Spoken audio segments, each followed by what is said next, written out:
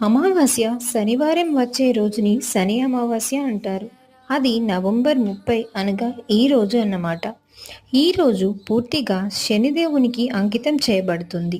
ముఖ్యంగా ఈ రోజున శని భగవానునికి ప్రార్థనలు చేయడం ద్వారా మీరు అన్ని రకాల శని సంబంధిత దోషాలను వదిలించుకోవచ్చు.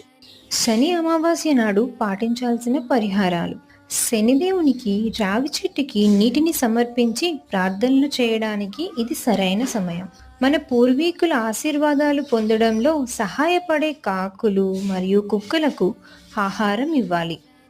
చంద్రునికి అంకితమైన మంత్రాలను పఠించడం వల్ల అది మనసుని శాంతపరచడానికి మరియు భావోద్వేగాలను సమతుల్యం చేయడానికి సహాయపడుతుంది.